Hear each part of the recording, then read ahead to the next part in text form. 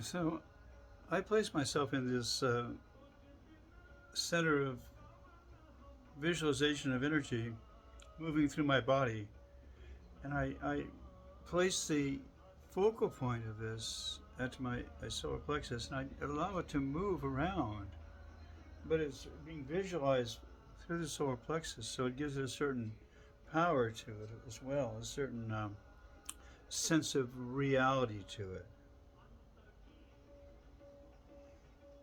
But I'm just sitting here observing this, I'm just watching this energy flow, and as I said earlier, watching if there's resistance anywhere and letting it just move through my body.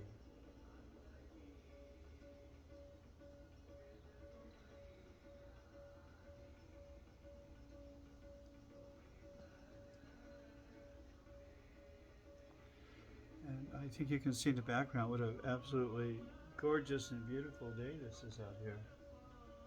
And it's been that way. A celebration of breathing. The springing seems to be happening.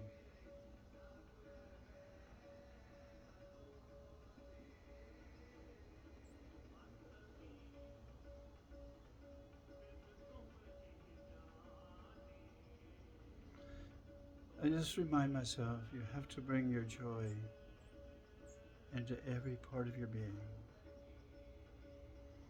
Every part of your being has to experience that. There can't be one part that's left out.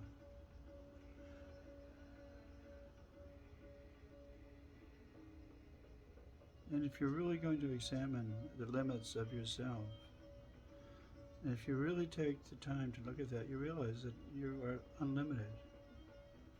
There's no difference. There's no way you can stop yourself just being not connected to everything. Once you get a glimpse of that's that Buddha nature,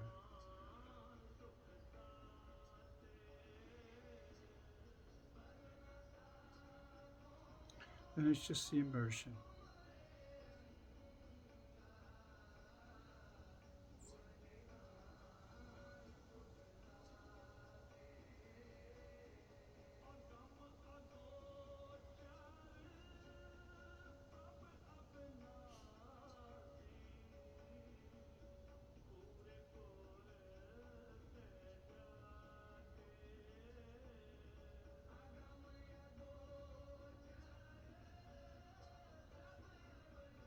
You're automatically initiated into so many different esoteric practices just by acknowledging the beauty and grace and the energetics it took to put together that system.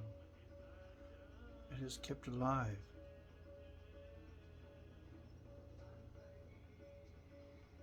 And those initiations happen spontaneously.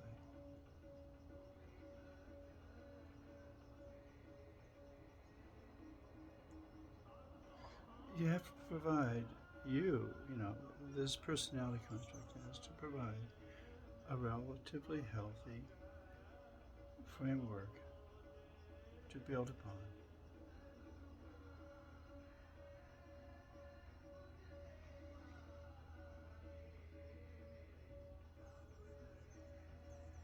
Then it just becomes a point of fine tuning this personality construct.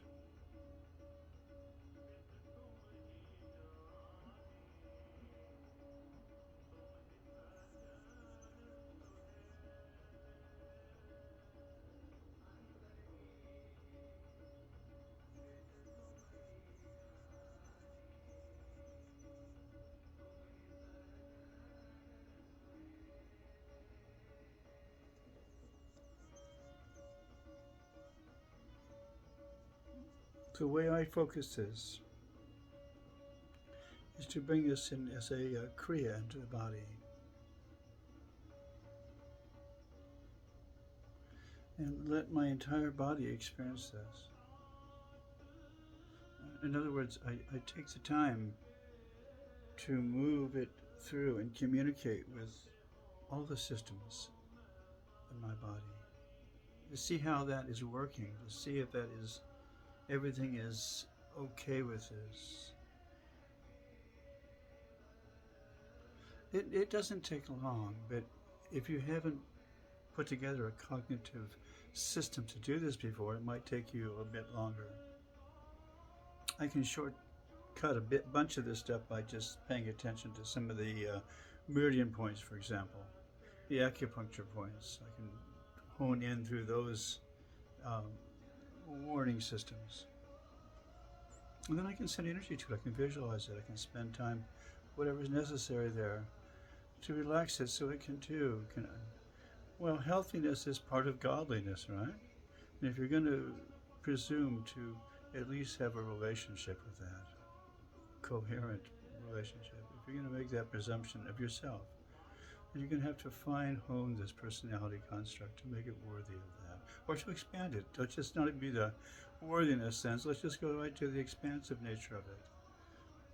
You have to be able to have a biological system in place, a life in place that supports that kind of visionary existence. And I think that's what being authentic, a hard time with that word today. Authentic to yourself. That's what it means. Hi, Tino.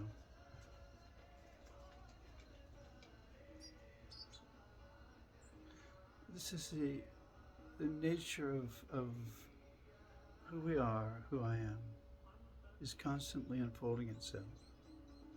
But I constantly bring it back into this biological, psychological matrix and let it permeate that.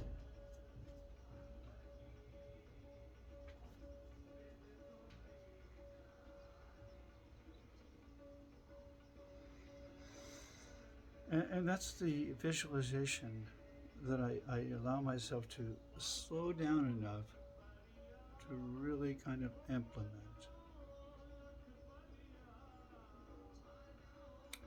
There's a point of interesting meditative type of quality here, because we're just talking quality of this kind of stuff. You can expand or contract the breath, and the attention span thereof too. You can work with the body. You can expand and contract the moments between, or the frequency of the thoughts. You can, in some ways, you can watch the thoughts originate out of this, whatever they're originating from right now, and you can get far enough in position as they start to manifest where you can slightly, course correct if you need to be. You can get that deep into this psychological matrix of your own way thoughts originate. I mean, it gets to a point where you have to stay out of the way too.